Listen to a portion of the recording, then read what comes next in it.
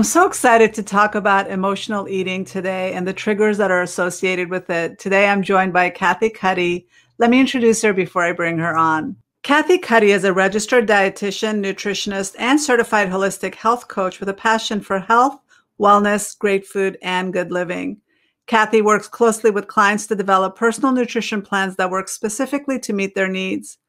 Cathy's interest in food and nutrition came in an early age as she watched her mom prepare meals with vegetables grown in the family garden. When her dad was diagnosed with high cholesterol and heart disease, she took a keen interest in nutrition and the difference that healthy eating makes to manage chronic disease. It was then that she decided to pursue her degree in nutrition and become a dietitian. Cathy developed her company, CC Nutrition and Wellness, LLC, to help clients navigate their way to better health through personalized nutrition and wellness programs. Today, she works with busy women who struggle with midlife health changes and weight management so that they can reclaim their bodies and their lives. So, hi, Cathy. Thank you for being here. Thank you for joining us for this podcast interview. I'm so excited to talk to you. Thank you, Dr. Nafisa. It's a pleasure to be with you today. I shared a little bit about your background and your impressive expertise, but I wanted to ask you to say a little bit more about your interests, especially in the area of mindful eating, but also how your dad's diagnosis encouraged you to become a nutritionist. Can you say a little bit about that? Sure, I'd be happy to. So everybody has a story, and people always ask me, Cathy, how did you decide to be a dietitian, and what are you doing now? And it sounds kind of corny, but it really goes back to my childhood and my family upbringing. You see, my parents were immigrants from Italy, and we always had a garden. They grew up on a farm in Italy, both of them. And when they came here to the States, we always had a garden in our backyard. So I would always spend time with my mom in the kitchen, watching her cook with the vegetables from our family garden. I mean, long before the term farm to table came to be in trend and organic. I mean, I didn't really even know what that was. We were just living it. So, you know, fast forward to, gosh, I was a teenager. I was 17. I remember I was a senior in high school. And my dad was diagnosed with cardiovascular disease, and it was pretty severe. He needed a quadruple bypass surgery. He had 4 major blockages in his arteries. And this was well before the time of stents and other therapies that we have now. So he needed to go for open heart surgery, which was pretty serious. And he also needed to make changes to his diet because he had high cholesterol. So I started to dive into that to say, what is this all about? And realize that there's a connection between food and our health. And it really made me keenly aware and interested in the role that nutrition plays in our health and chronic disease. So that's what led me to pursue my bachelor's degree in nutrition sciences. I grew up in New York, and I went to college in New York City at Hunter College. And then after that, I went on to receive my master's degree from New York University. And my first job was in hospital, nursing home. I always loved cooking, so the culinary part to me was something that I thoroughly enjoyed. I think that came again from my background of spending all those hours in the kitchen cooking with mom and enjoying the great food that we made. And food is part of life. And I wanted to make healthy food, delicious food. There's no reason that healthy food can't be great for you and great tasting as well. So as a young person starting out my career, I loved, you know, working in the kitchen, finding out how all the recipes were made, and working with the cooks and the chefs to make them more and more delicious. So I also went on to the Culinary Institute of America, where I worked with the chefs there to develop a healthy cooking program. At the time, I was working in corporate dining company, and we were working to teach all our chefs how to cook healthy, delicious meals. So I had such a great opportunity to go to the Culinary Institute of America and to partner with those chefs to bring back that knowledge and expertise to our chefs in our corporate dining rooms. So I felt very, very fortunate. So where it takes me to today is that, you know, no matter what I do with health and wellness, that's so ingrained in me. I think it's so important that we start early and we maintain a good lifestyle, but we enjoy life at the same time, because let's face it, you know, food is life. What do we all look forward to every day? What do we wake up in the morning thinking about? Gee, what am I going to make today? Or I'm going to the grocery store. What am I going to buy to make? Or what am I going to enjoy when we go out to the restaurant? Food is part of life. I'm not the dietitian that's about deprivation at all. I'm about the dietitian that says, you know, you're going to a birthday party. I want you to eat the cake and I want you to enjoy it, because there's ways to find balance. So in my career now, I've developed my own company. It's called CC Nutrition and Wellness, where I work with clients to help them navigate their way to better health through better nutrition. I like to work one-on-one with clients, but I also develop small group programs as well. And now in the world of virtual and online, work to develop those kinds of resources and programs as well. I like to work with women primarily. Usually it's with weight management. Everybody is interested in managing their weight. But my approach is to optimize your health, and the side effect, if needed, is weight loss. But you're living your best self, you're living your healthy life. Yeah, wonderful. Because it's interesting how our stories lead us to the kind of job we end up ultimately doing. And so as a nutritionist, you've also dealt a lot with emotional eating. And that's the topic of today's podcast, as far as just how people get triggered with food. And although you said food is life and food is nutrition, and it should be something that should be enjoyable, but for a lot of people, it can also be very triggering. So can you talk a little bit about what emotional eating is? And then also, what's the difference between emotional eating and then mindless eating and snacking? So if you can talk about that. Sure. Well, the topic of emotional eating really came to the forefront for me as a nutritionist when COVID hit. When people were in lockdown, and it became more apparent that people were really struggling with this. And we heard about things like the COVID-15, which is the 15-pound weight gain that many people suffered from. We heard about people being bored in lockdown and being stressed and having anxiety. And I was approached by a colleague to do a video series on emotional eating. So started diving into the research and really found that this is not just an issue that people struggle with in times of crisis like COVID, but can struggle with at any time in their life and at any stage. And so what I learned and what I have developed into my program and done many talks like this one, and so happy to share the information because it's so helpful and people really, really need it. Emotional eating is eating out of emotions, right? I like to use the term, it's not what you eat, but what's eating you. And I didn't coin that term. I worked with a physician once who said that, and that always stuck with me because it speaks so much to the problem. It's really what is at the root, what is eating you, what is triggering you, as you just said, doctor. What the triggers are can be different for everyone. Just like we have bio-individuality with how we respond to medicines and therapies, we're all individuals and we all have our individual emotions and how we react to things. The important thing is to learn what your triggers are. And they, like I said, they're different for everyone. It could be you're stressed about your job. You're stressed about homeschooling. The kids stress you out. Your finances could stress you out. Your spouse could say something that's a trigger. The important thing is to recognize what your triggers are and to learn behaviors to deal with your triggers that are not related to food, okay? It's not to address your triggers by running to the bag of Oreo cookies and finishing it all off in one sitting, or the pint of Haagen-Dazs ice cream. It's learning what the triggers are and learning what you can do to manage your behavior when you experience those triggers. And it's also learning how to manage your stress so that you don't experience the triggers in the same way. And then also my other question is, intuitive eating is gaining a lot of popularity because a lot of people are realizing that the diets that they're trying aren't necessarily helping them lose weight or feel better. And a lot of the diets that are popular now are actually making people feel worse. So can you speak a little bit to how this approach of intuitive eating could help people with emotional eating issues? And are they connected in any way?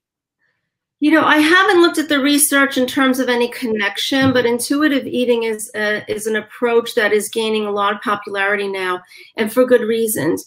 Have you ever felt that you just kind of know what you need? But I think with emotional eating, to get to that place takes some time, because initially with emotional eating, we tend to crave sweets. We tend to crave foods that aren't always good for us. Whereas with intuitive eating, it may be like when you wake up and you've had a bad night's sleep and you just feel like, I really need some good fruit, vegetable. I have a little bit of a headache. I need to drink water. Times like that, when you just know that you need good nutrition, or maybe you need more rest and things like that. I haven't seen any studies linking intuitive eating to emotional eating, but it's certainly an area that bears looking into for sure. I could see that there would be a connection, because where you want to get to in your journey with managing emotional eating is to be more intuitive about what your body really is needing. And that would lead me to the point of when I counsel patients around emotional eating, and especially cravings, right? I like to say, crush your cravings, right? So when we're craving something, especially a food, it may simply be due to the lack of something our body needs, like protein or hydration. A very effective way to manage cravings for food and sweets and so on is to satisfy our body by having protein at every meal, because protein satisfies us. It keeps us from being hungry. It helps us to manage our hunger. And also, if we add fruit and vegetable into our meals, and we have enough, we're full, we have enough from the fiber, we have the natural sweetness from fresh fruit, those cravings can diminish. So in terms of intuitive eating, linking those good foods to help us avoid the cravings, and also getting adequate hydration, which is another area I speak to my clients about, which is making sure they drink enough water, which most people don't, can also help in a great way. Hydration is definitely important, because a lot of times it sends a signal, right? We think we're actually hungry, but we're really thirsty. And so adding that water or getting the hydration from either fruits and vegetables or actually drinking water can make a big difference. I've often said that sometimes hunger is masked as thirst. We think we're hungry. And something you can do, a behavior you can incorporate, is when you think you're hungry, just get a tall glass of water, drink it, maybe go for a little walk, even around your house, and then come back and sit down and ask yourself again, am I really hungry? Now you feel more full. So it's a great tip to use. And as far as hydration, in terms of how much water we actually need, a good rule of thumb, a simple formula, is half your body weight in pounds divided by 2 will give you the number of ounces that you need in a day. So for example, if you're a 140-pound woman, you would need 70 ounces of water a day. And that sounds like a lot, but you can do it. And you should start there. That's where I often start with my clients, even if it's weight management or just feeling a little groggy or foggy. Make sure you drink enough water, and you will see the difference that makes. And you'll tune into that. That will be part of your intuitive eating journey. Well, it's not just water, right? Like they can actually have herbal tea, or they can have just warm water with lemon. They can have add essential oils to their water. It's not just the water. I mean, just they need the hydration, because some people are very bored with water and they're like, well, I can't drink that much. But it doesn't have to be just cold water. That is true. Absolutely. Thanks for bringing that up, doctor. Yeah, absolutely. You can drink flavored waters. Just try not to have ones that have sugar in them, because sugar is not your friend. You can have seltzers. You can have teas. Tea is very hydrating, and it's a natural diuretic, like green tea, decaf green tea. I actually have my tea right here. I have to keep sipping on that. So it's great. Keep you going. And you also get a degree of hydration from fresh fruit and vegetable. But when you're just starting out, if you make water kind of your primary go-to, fill in with those other beverages we just spoke about, you'll be well on your way to good hydration. It's a good place to start. Now, as far as emotional eating goes, there are some triggers associated with emotional eating. So can you help the listeners identify what some of those triggers could look like, and then how they can not only recognize it, but what can they do when they actually do recognize the emotional triggers? Right.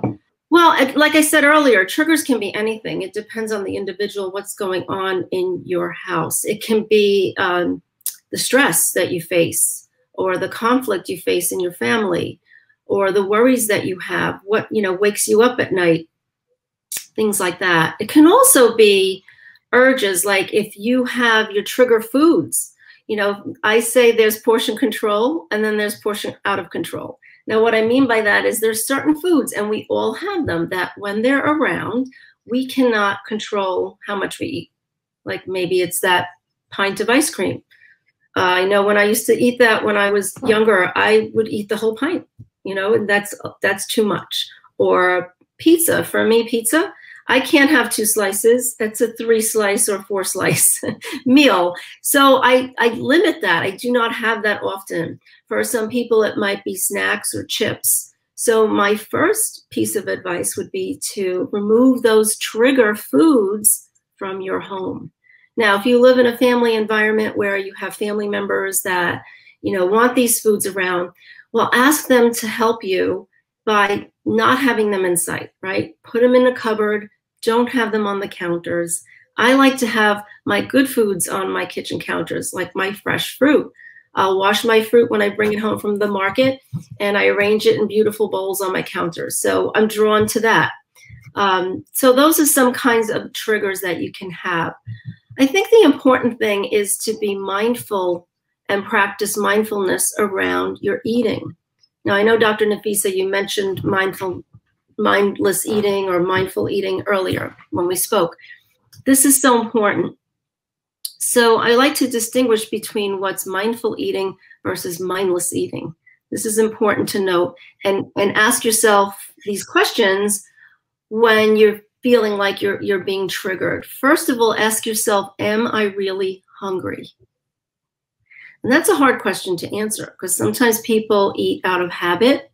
They eat out of boredom. They're just grazing. So they graze all day. So they don't really know what it's like to feel physical hunger. Hunger is a physical symptom. Your stomach will growl. You'll actually feel really hungry in your stomach. You may feel lightheaded. You can feel fatigued, no energy. You can have a headache. You can feel hangry. You're angry. You're short-tempered. But try to see hunger and feel hunger as a physical symptom. And ask yourself, am I eating because I'm hungry, or is it for another reason?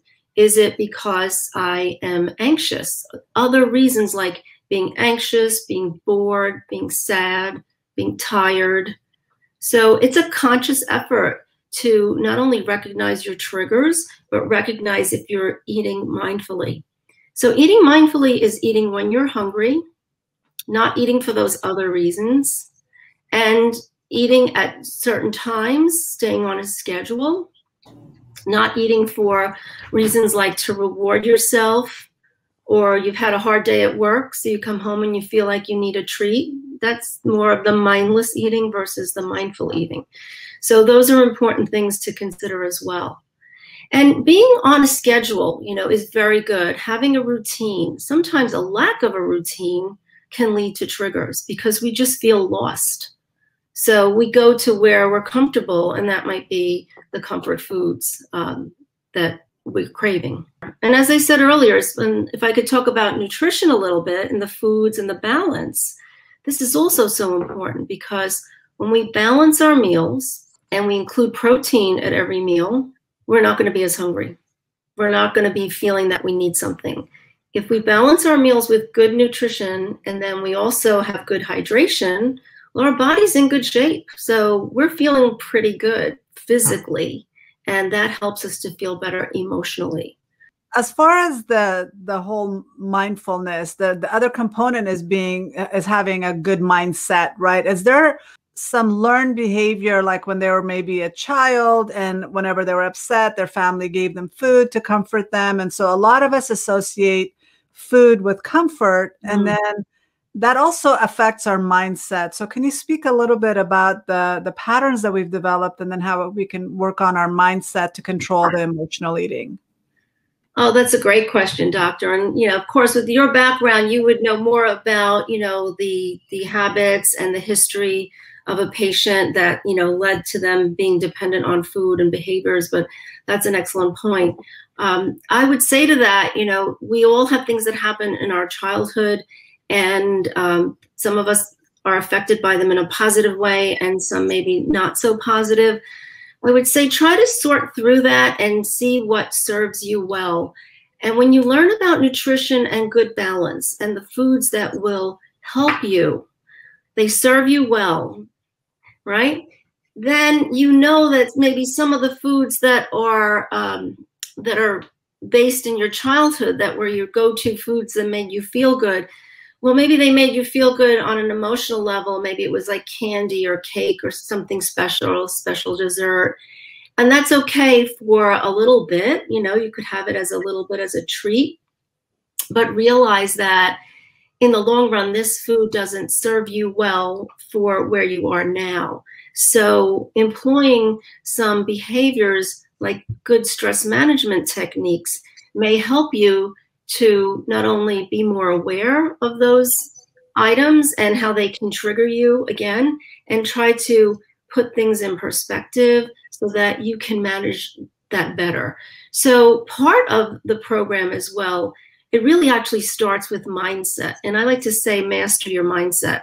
So much of emotional eating is tied back to your mindset. How you're thinking about things, how you're feeling about things. And I like to start by telling my clients to just accept your emotions, right? Don't put a label on it. Try to watch your negative self-talk. Accept your emotions because they're yours and they're who you are. And you have a right to feel upset or angry or whatever it is. But accept that they're there and that you want to make change. Also try to be positive and trust yourself that you'll be okay. Because the first step is recognizing that you're having trouble or struggles with this. That's the first part. So start by accepting your emotions, be positive, trust in yourself, try to work with professionals who can help you. That's step number one. Then you want to look at your stress and stress management techniques. This is so important for everything that we do. There are so many ways we can reduce stress. We can meditate. We can develop a morning routine. We can have a cup of tea in the afternoon. We can incorporate walks or going for exercise and so on. So find what works for you and add that into your day. I really love a morning routine. If you get up a little bit earlier, if you can, and you spend 15 minutes or 30 minutes, you could meditate, you could pray, you could stretch, you could find a special place in your house to enjoy your favorite tea or lemon water. It's your time. You can journal. All these things are so effective. And also, if you can't do it in the morning, maybe you do that special time at the end of the day as you're getting ready to turn down for bed to have a good night's sleep. So I hope those tips help you.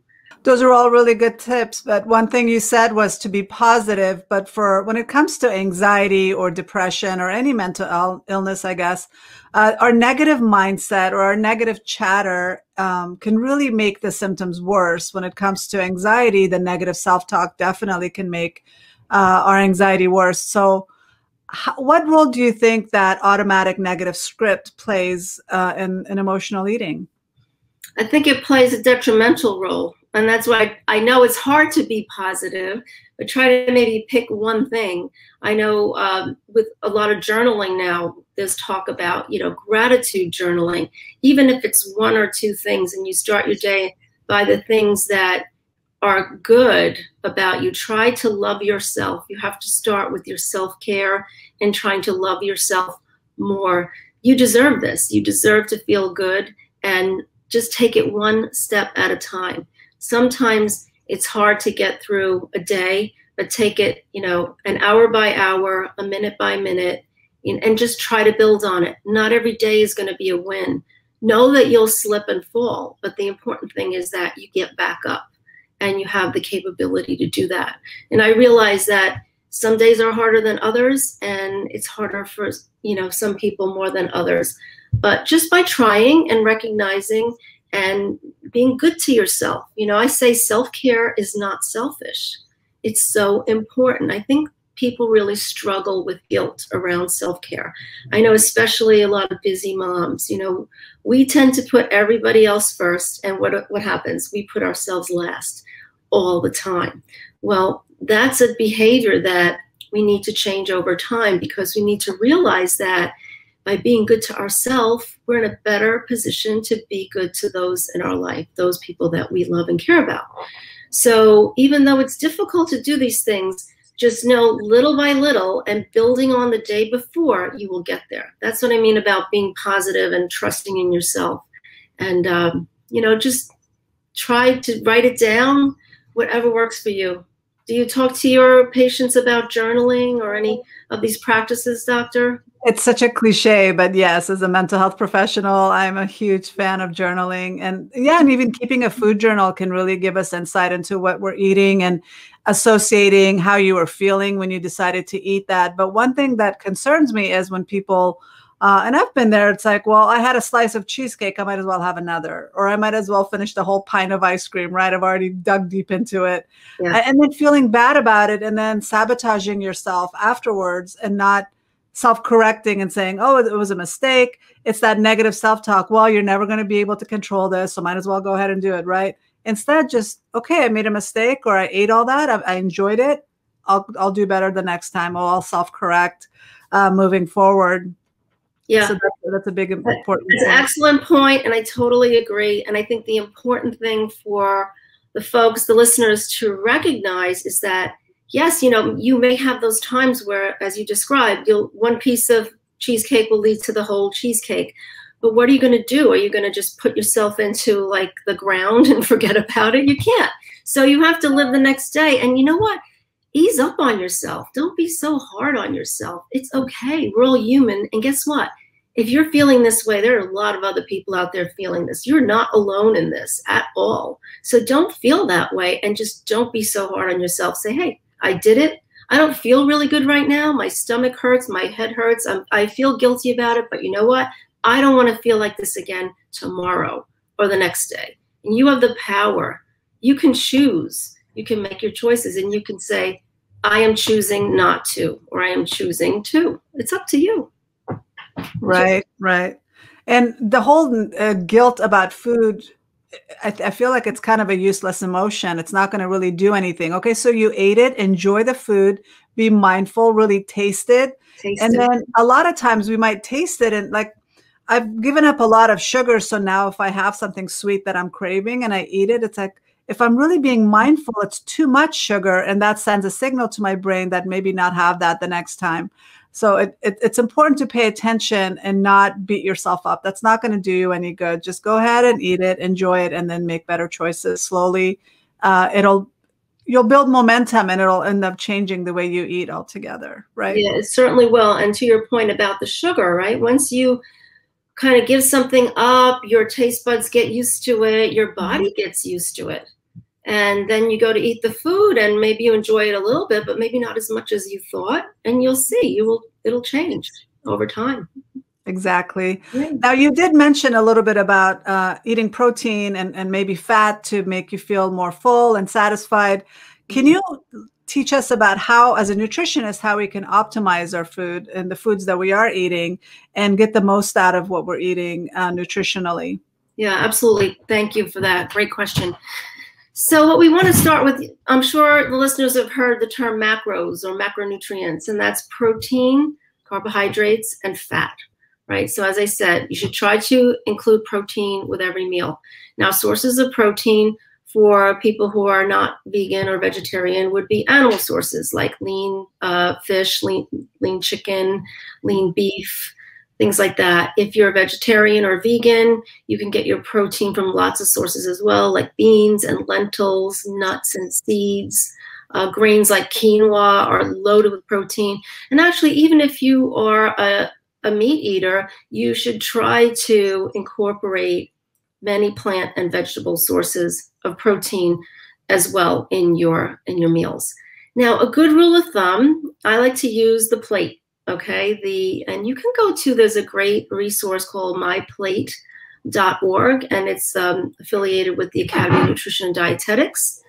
So my plate uses the plate, right? A round plate. So visualize this. On your plate, you want half your plate to be fruits and vegetables, just as a visual, right? And then a quarter of your plate to be protein, and the other quarter of your plate to be grains, right? Grains or starch, complex carbohydrate. So your fruits and vegetables, they comprise carbohydrates, right? Because I said protein. Other sources of protein before I leave, you can get protein from eggs. You can get protein in milk and dairy products. If you don't eat milk, dairy, you can get it from nut milks like almond milk, etc.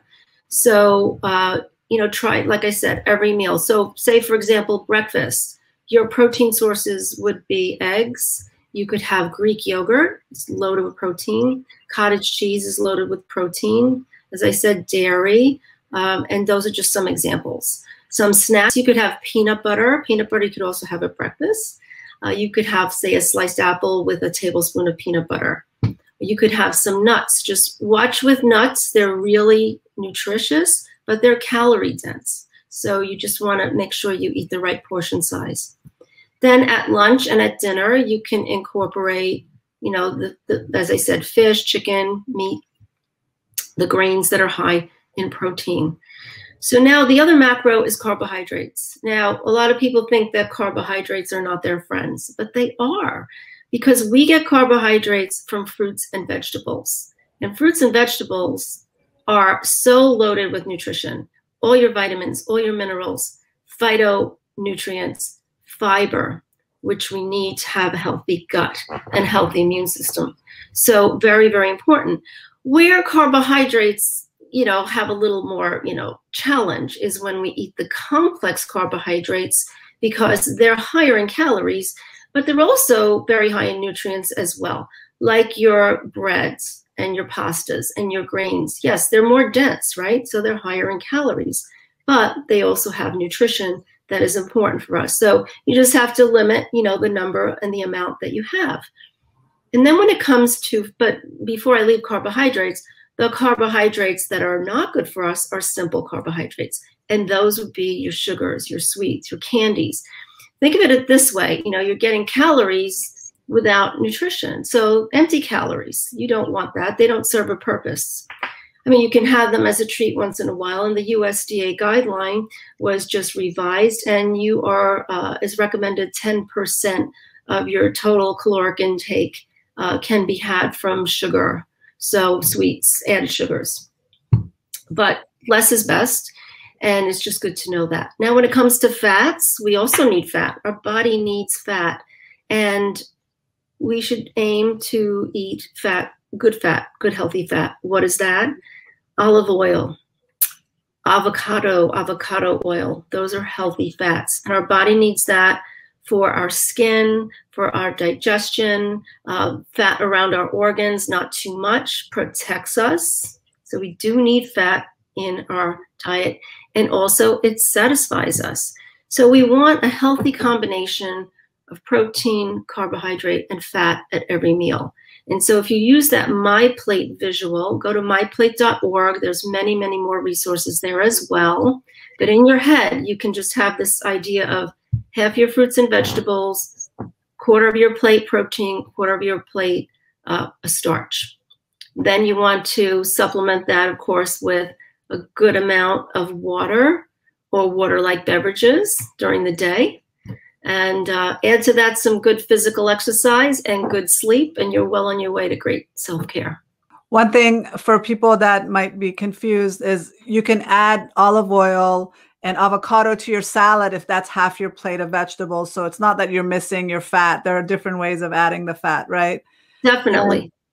And I'm also a big believer of even your snacks should be a good protein, a good carb, and a good fat. So like you said, apples with almond butter, vegetables with hummus, that has the carbs, it has the fat, and has the protein. So you can get, my favorite breakfast is having 2 boiled eggs, half an avocado mashed up and put it on whole grain bread, adding it to your smoothie. Yeah, I love that. That's a great one.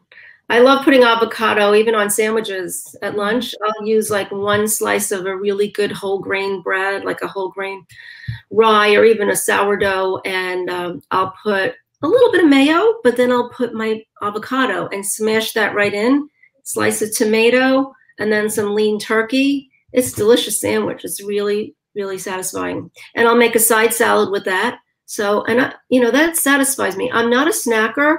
I'll eat more of a substantial at every meal. I know some people do like to snack, but another way is if you get enough calories to sustain you, you don't need those snacks. But I do try to get a piece of fruit in the afternoon and maybe in the evenings, because I want to be conscious of getting enough fiber.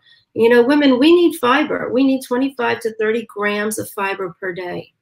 And if you stop and calculate and see what you're doing, along with that, with your water, because you want to keep good digestive health.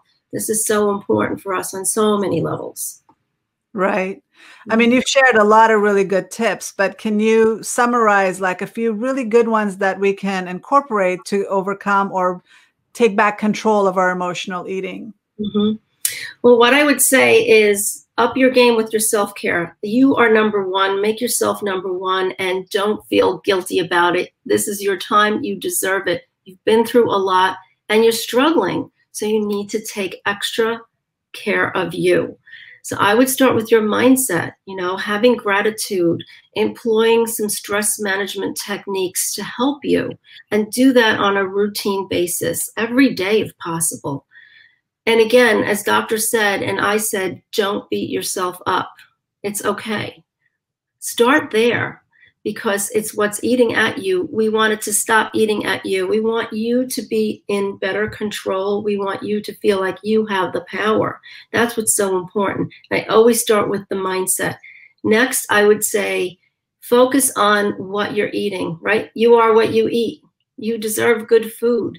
When you're choosing a food, say to yourself in your mind, stop and ask yourself, is this food helping me or is it hurting me? Is it nutritious? Is it going to feed my body in a way that serves me or not?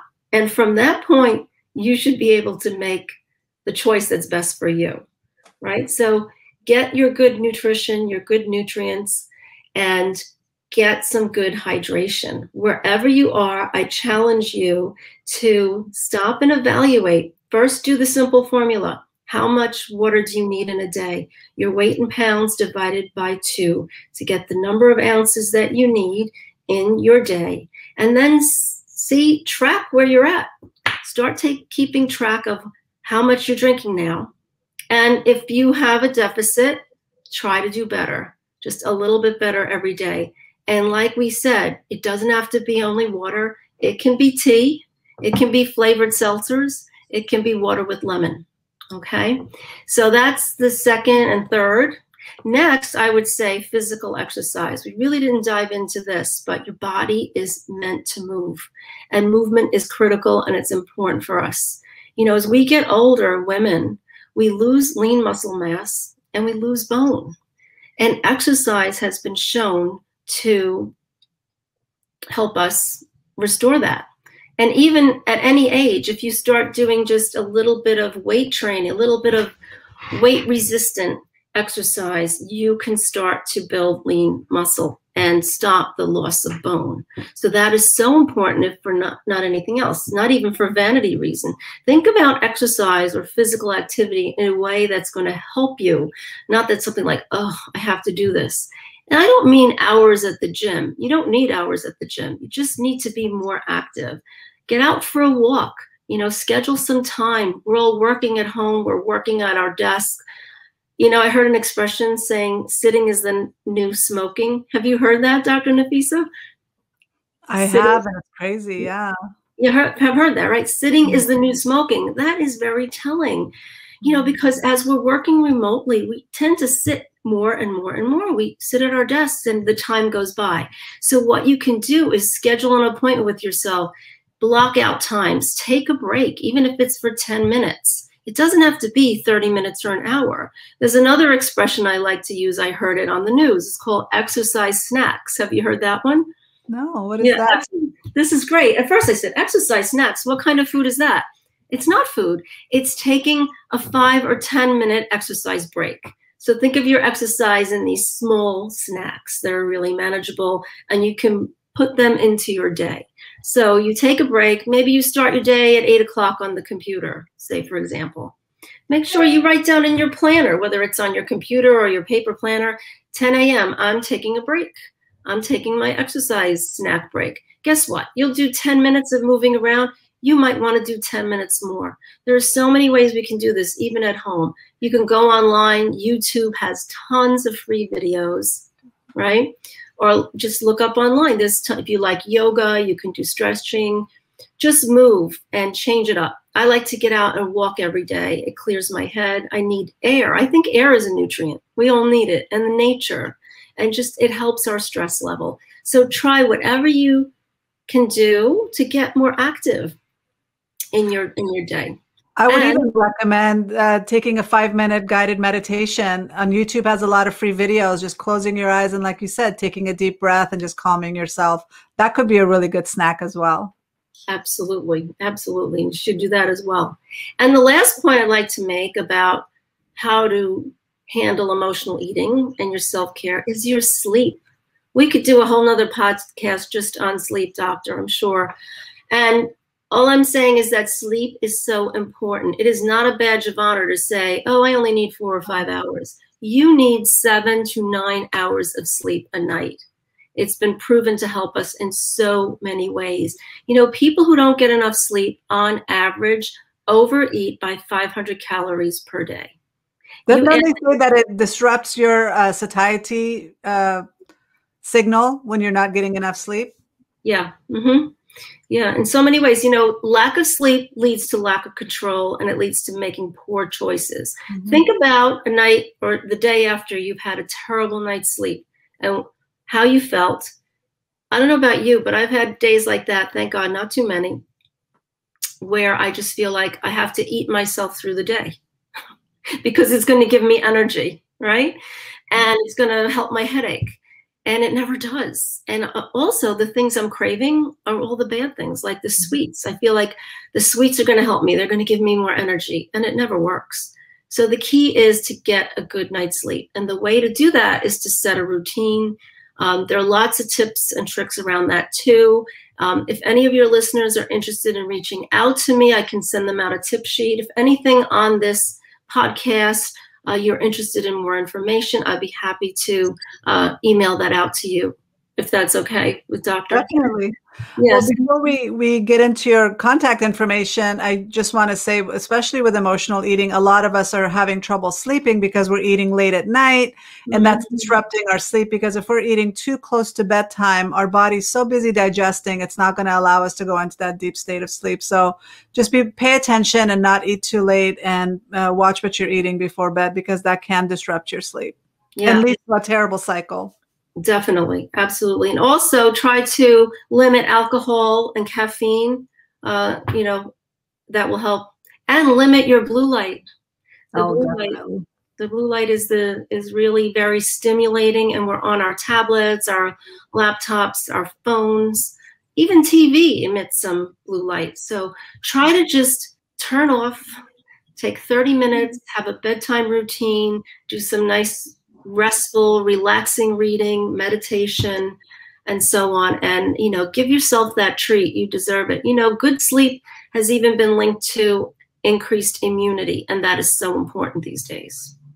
And we will definitely be, I have several episodes scheduled about sleep, because I am such a believer in it, and I'm so religious about my bedtime. And it's not just about getting 8 hours. It's when you're sleeping, making sure you're sleeping between 10 and 2, 10 at night and 2 in the morning, because that is when your body goes into that deep state of sleep. So those episodes will definitely be coming up. And it's definitely a huge part of our rest and digest, and on how we're processing our foods. So thank you for bringing that up. In the meantime, how can people find you? Are you on social media, or how can people contact you and learn more about you? Yeah, thank you. So the best way to contact me is with my email, and it's a really simple email. It's Cathy Cuddy, CathyCuddy, nutrition cccnutritionandwellness@gmail.com. So I always check my email, but I also have a website at ccnutritionandwellness.com. And I am on social media. I'm on Facebook and Instagram, so you can easily message me on any of those platforms. And I would love to hear your comments, your thoughts, your questions, and I'd love to be of service to you. So please reach out.